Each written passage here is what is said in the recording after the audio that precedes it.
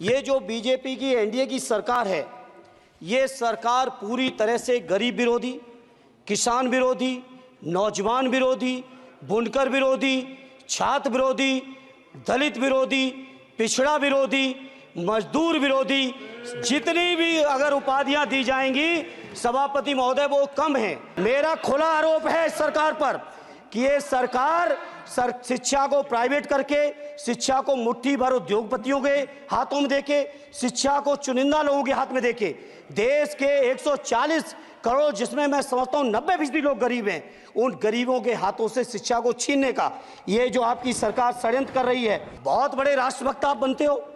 मैं मांग करता हूं देश के पैरा मिलिट्री फोर्सेस को आप पुरानी पेंशन दीजिए। श्री धर्मेंद्र यादव जी।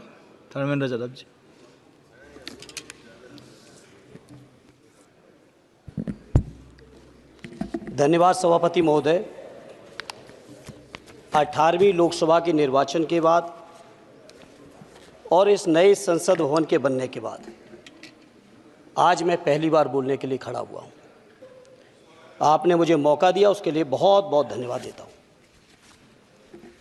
सभापति जी, सबसे पहले श्रद्धेय नेताजी को मैं नमन करना चाहता हूं, जिन्होंने अपने संघर्ष, अपनी हिम्मत, साहस और अपने पूरे जीवन की तपस्या समाज के उत्थान के लिए, देश और उत्तर प्रदेश की तरक्की के लिए और समाज के हर व्यक्ति की तरक्की और खुशहाली के लिए उन्होंने जो अपना पूरा जीवन समर्पित किया है, सबसे पहले मैं आपके माध्यम से उनको नमन करना चाहता हूँ। माननीय सभापति महोदय, श्रद्धेय नेताजी ने हम लोगों को अपने समाजवादी विरासत में इंसाफ और इंसानियत, न्याय और हक की लड़ाई करना सिखाया है। उस लड़ाई को हम लोग बखूबी अपने नेता आदरणीय अखिलेश यादव जी के नेतृत्व में शानदार तरीके से उस विरासत को न केवल लड़ रहे हैं, बल्कि नेताजी के हर सपने को पूरा करने तक हम लोग चुप बैठने वाले नहीं हैं। सभापति महोदय, बजट एक व्यापक विषय है और जब इस विषय के बारे में सोचते हैं तो समझ में नहीं आ रहा कि कहाँ से शुरू करें, क्योंकि देश में आज कोई वर्ग नहीं बचा है। कुछ चुनिंदा उद्योगपतियों के बारे में बात नहीं करूंगा, लेकिन देश के 140 करोड़ लोगों में से कम 95% लोग ऐसे हैं जो आज पूरी तरह से बर्बाद हैं। एनडीए की ये सरकार 11वां बजट पेश कर रही है, लेकिन इस 11वें बजट के बावजूद अगर मैं देखता हूं तो समाज की जो गरीबों के लिए सबसे ज़्यादा ज़रूरी चीज़ें हैं, स्वास्थ्य का है तो स्वास्थ्य 2023 और 24 में बजट घटा दिया है। किसानों का बजट जहां यूपीए के सरकार के समय 2014 तक 5.5 था, वहीं 24 आते आते ये 3.15 रह गया है। शिक्षा का बजट जहां 2013 में 4.77 था, आज 23-24 आते आते ये 2.5% रह गया है। इसी तरह से जितनी भी ज़रूरी चीज़ें हैं, सभापति महोदय, मुझे कहने में कोई संकोच नहीं, ये जो बीजेपी की एनडीए की सरकार है, ये सरकार पूरी तरह से गरीब विरोधी, किसान विरोधी, नौजवान विरोधी, बुनकर विरोधी, छात्र विरोधी, दलित विरोधी, पिछड़ा विरोधी, मजदूर विरोधी, जितनी भी अगर उपाधियां दी जाएंगी सभापति महोदय वो कम है। और मैं कोई राजनीतिक भाषण नहीं दे रहा हूं, मैं उदाहरण सहित आपको जब नंबर आए तो बोल देना, और हमें पता है आपका नंबर भी नहीं आएगा आपकी पार्टी में, ये भी पता है हमें। सभापति महोदय, श्रद्धेय नेताजी ने हमेशा कहा है कि चुनाव में या जनता के बीच किया हुआ वादा अगर आप पूरा नहीं करते हैं तो वो भी एक सबसे बड़ा भ्रष्टाचार है, और उस भ्रष्टाचार में अगर किसी ने वर्ल्ड रिकॉर्ड बनाया है तो बीजेपी की और एनडीए की सरकार ने बनाया है। सभापति महोदय, 2014 के चुनाव के समय प्रधानमंत्री जी ने वादे किए कि 2 करोड़ रोजगार हर साल मिलेंगे। स्वामीनाथन जी, जिनको भारत रत्न दिया है सरकार को मैं धन्यवाद देता हूं, लेकिन वो धन्यवाद अधूरा है जब तक उनकी सिफारिशों को नहीं मानते हो। 2007-8 से लगातार मांग चल रही है देश में कि स्वामीनाथन जी की जो सिफारिश है किसानों को 1.5 गुना समर्थन मूल्य देने का, एमएसपी की गारंटी देने का, कानूनी हक और अधिकार देने का, उस गारंटी को आज तक नहीं माना, आज तक नहीं माना, आज तक नहीं माना। स्वामीनाथन जी को आज तक नहीं माना। अध्यक्ष जी डिस्टर्ब ना करिए। सभापति महोदय, मेरा टाइम इसमें काउंट नहीं होगा। आप इधर, अरे यार, इसे जीता है तो ज्यादा ना बोलो, मालूम है कितने बड़े तीरंदाज हो। इधर इधर सुनो। स्वामीनाथन जी की आपने नहीं मानी, एमएसपी आपने लागू नहीं की। कितनी बढ़िया बातें कि खाद पे हम सब्सिडी बढ़ा रहे हैं। पहले 50 किलो को 45 किलो, फिर 45 किलो को 40 किलो, और मुझे लगता है कि एक तीसरा कार्यकाल पूरे होते होते केवल 10 ही किलो बचेगा खाद के कट्टे में, इससे ज्यादा नहीं बचेगा। मंडी एक नहीं बनाई। आत्महत्या इतनी कर रहे हैं किसान, और किसान अगर अपनी एमएसपी की मांग करते हैं, हजारों किसान यहीं दिल्ली की सीमा पर मारे जाते हैं, और आप सोचते हो कि आपकी बात को कोई समझेगा नहीं। सभापति महोदय, नौजवानों को कितना गुमराह किया गया। नौजवानों से कह दिया गया हर साल 2 करोड़ रोजगार। मैं आज सवाल पूछता हूं अपने नौजवानों की ओर से, बताएं भारतीय जनता पार्टी के लोग, सरकार में बैठे लोग, 10 साल आपने राज कर लिया है, आखिर 20 करोड़ नौजवानों को रोजगार कहां है? अरे छोड़िए यार, अबे कोई नोटिस नहीं लेता तुम्हें, छोड़ो छोड़ो, कोई नोटिस नहीं लेगा तुम्हें। 20 करोड़ नौजवान के रोजगार का हिसाब कहां है? आज 11वें बजट में जब याद आई तो वो भी ट्रेनिंग की बात करते हो। मैं कहना चाहता हूं आईआईएम, आईआईटी के नौजवानों को रोजगार नहीं दे पा रहे हो। आप सोच रहे हो इंटर्नशिप के इस छोटे से शगुफे से नौजवान खुश होंगे? देश के नौजवान खुश होने वाले नहीं है। सभापति महोदय, शिक्षा के मसले पर लगातार बजट घटाया जा रहा है, लगातार सरकारी शिक्षा कम की जा रही है, और ये बीजेपी की सरकार की लगातार प्रयास है कि नौजवान शिक्षित होंगे तो सवाल पूछेंगे। देश की जेएनयू से लेके, बीएचयू से लेके, एमयू से लेके जितने बड़े संस्थान हैं, सारे संस्थानों को बर्बाद कर दिया है। एक भी दलित, एक भी पिछड़े, कहीं आपका वाइस चांसलर नहीं है। लगातार जितने भी आपके professor, associate professor, assistant professor की नियुक्तियों में आरएसएस का जब तक कोई फंडामेंटल कोर्स नहीं करेगा, बेसिक कोर्स, तब तक उसकी नियुक्ति नहीं होगी। आप क्या सोच रहे हो देश नहीं देख रहा है नौजवान? यूजीसी का बजट लगातार कम किया जा रहा है। मेरा खुला आरोप है इस सरकार पर कि ये सरकार शिक्षा को प्राइवेट करके, शिक्षा को मुट्ठी भर उद्योगपतियों के हाथों में देके, शिक्षा को चुनिंदा लोगों के हाथ में देके, देश के 140 करोड़, जिसमें मैं समझता हूं 90% लोग गरीब हैं, उन गरीबों के हाथों से शिक्षा को छीनने का ये जो आपकी सरकार षड्यंत्र कर रही है, इसके लिए हम लोग इस मौके पे विरोध करते हैं। लगातार फीस बढ़ा रहे हैं, शिक्षकों की कमी है, रोजगार आप दे नहीं पा रहे हो, सामाजिक असमानता। सभापति महोदय, 2014 में जिस समय सरकार बनी थी एनडीए की, उस समय देश की जितने भी जो आर्थिक चीजें थी, जो वेल्थ थी, उसमें पिछड़ों की हैसियत 17% थी, 17%, 17। और आज 10 साल की एनडीए की सरकार के बाद पिछड़ों की आर्थिक हैसियत हो गई है केवल 9%। मैं कहना चाहता हूं चुनौती के साथ, वित्त मंत्री अपने जवाब में बता दें, अनुसूचित जनजाति का एक भी व्यक्ति देश में अरबपति हो तो बता दूं, एक भी अरबपति हो तो बता दूं, एक भी दलित को अरबपति आपने बना दिया हो तो बता दो, एक भी पिछड़े को बना दिया हो तो बता दो। आप जवाब में दे देना, आप डेटा दे देना, आप डेटा दे देना, हमारी दबाव नहीं रुकेगी। सभापति महोदय, जब बीजेपी की सरकार, जब बीजेपी के लोग विपक्ष में रहे तो ओपीएस की बातें किए। 10 साल से आप सत्ता चला रहे हो, 11वां बजट पेश कर रहे हो, पूरा देश आज ओपीएस के लिए, सरकारी कर्मचारी परेशान है, कहीं ओपीएस की चर्चा नहीं है, पुरानी पेंशन की कोई चर्चा नहीं है।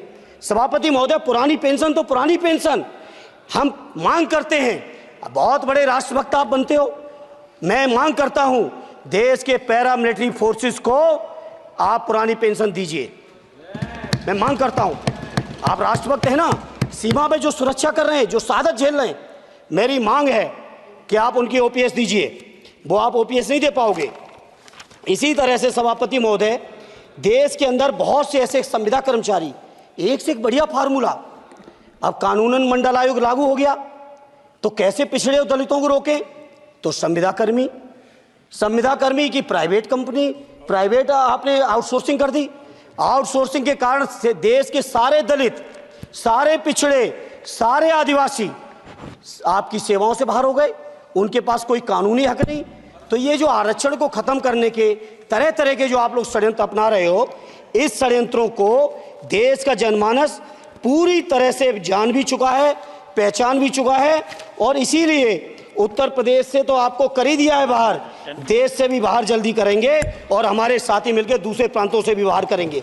इसी तरह सभापति महोदय, हम मांग करते हैं, आप सोचिए उत्तर प्रदेश अकेले के अंदर, देश के हालात मुझे नहीं पता और बदतर होंगे, अकेले उत्तर प्रदेश में 1000 से ज्यादा शिक्षा मित्र आत्महत्या कर चुके। सभापति महोदय, कोई सरकार के कान पे जू नहीं रेंग रही है। किसान आत्महत्या कर रहे हैं, इन्हें कोई मतलब नहीं।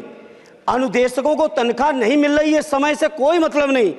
आंगनबाड़ी महिलाएं परेशान हैं, इनको कोई मतलब नहीं। सभापति महोदय, आपकी आशा बहुएं, आपकी ये रसोईया महिलाएं, आपकी आंगनबाड़ी, पंचायत सहायक, रोजगार सेवक, मैं समझता हूं सभापति महोदय यहां बैठे हर सदस्य के पास इनके क्षेत्रों का ये डेलीगेशन जरूर मिलता होगा और मांग करता होगा कि कम से कम हमारा मानदेय बढ़ाया जाए, हमें स्थायी किया जाए। सभापति महोदय, इसके लिए सभापति महोदय मेरी पार्टी के किसी भी मेंबर से हम नंबर कम कर लेंगे, टाइम, मेरा टाइम बढ़ा दीजिए, बढ़ा दीजिए, कोई भी मेंबर हमारे लिए दे देंगे टाइम। इसलिए सभापति महोदय, इन सभी समस्याओं के लिए मैं आपसे कहना चाहता हूं कि इनका समाधान करिए, और नहीं समाधान करेंगे तो अभी तो बैसाखी पे बन गए, बिहार और आंध्रा को पैकेज देखे फिर देश में कितने राज्यों को पैकेज दे पाओगे। अरे वित्त मंत्री जी, उत्तर प्रदेश से आते हो, इतना भी हक नहीं कि पूरे बजट भाषण में एक बार उत्तर प्रदेश का नाम आ जाता। इतना अयोध्या से नफरत हो गई, अयोध्या से अवधेश जी क्या जीत गए, आप लोगों को इतनी नफरत हो गई कि एक भी उत्तर प्रदेश का एक बार भी नाम नहीं आया। सभापति महोदय, इसे मैं आज इस मौके पर सभापति महोदय देश के गरीबों, किसानों, नौजवानों, व्यापारियों, बुनकरों सभी की ओर से कहना चाहता हूं, ये बजट देश विरोधी बजट है। कुछ समस्याओं के लिए सभापति महोदय संवेदनशीलता के साथ मैं कहूंगा सरकार को विचार करना चाहिए। श्रद्धेय नेताजी जब रक्षा मंत्री थे, उन्होंने व्यवस्था दी थी कि देश के अंदर जो भी सैनिक शहीद हुए हैं उनको ससम्मान उनके घरों पे जाके राष्ट्रीय सम्मान के साथ उनकी अंत्येष्टि हो। मैं उन्हीं की परंपरा को आगे बढ़ाते हुए एक और मांग करता हूं सभापति महोदय कि जो हमारे शहीद जिनकी अंत्येष्टि स्थल जहां कहीं भी बना हो, जिस भी परंपरा से बना हो, अरे आपको कुछ नहीं पता है, अरे यही तुम्हारे सैनिकों के लिए, यही तुम्हारा भाव है। सभापति महोदय, आप बोले सर। सभापति महोदय, मेरा अनुरोध है अग्निवीर की योजना खत्म की जाए। ये 4 साल के सैनिक से देश की उतनी मजबूत रक्षा नहीं हो सकती। नौजवानों को गुमराह करके केवल 4 साल, उन्हें दो ना 60 साल तक रिटायरमेंट, 4 साल बाद वो कहाँ नौकरियां ढूंढेंगे। इसे मेरी मांग है अग्निवीर की योजना खत्म की जाए। साथ ही साथ मेरी एक मांग और है कि जो शहीदों की शहादत स्थल है उसको शहीद स्थल के तौर पर डेवलप करने के लिए केंद्र सरकार को अतिरिक्त बजट देना चाहिए। मैं नहीं समझता हूं इसमें किसी को कोई दिक्कत होनी चाहिए। इसी तरह सभापति महोदय, बातें बहुत लंबी लंबी की जाती हैं, थोड़ा सा मैं अपने क्षेत्र के बारे में कहूँगा। आदरणीय हमारे नेता माननीय राममूर्ति वर्मा जी ने भी कहा है, माननीय लालजी वर्मा जी ने भी, जो बाढ़ की समस्या है, जो समस्या बिहार में है नेपाल से पानी छोड़ने की, वही समस्या उत्तर प्रदेश की भी है। और विशेषकर पूर्वी उत्तर प्रदेश में अगर आप चलिए तो खीरी से शुरू करेंगे, पीलीभीत खीरी से लेके पूरा आप चले जाइए और एकदम कुशीनगर बॉर्डर तक, बिहार बॉर्डर तक पूरी की पूरी समस्या है।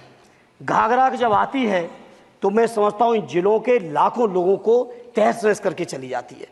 जितना विकास होता है सभापति महोदय, बरसात के समय वो सारा का सारा विकास पूरी तरह से खत्म हो जाता है।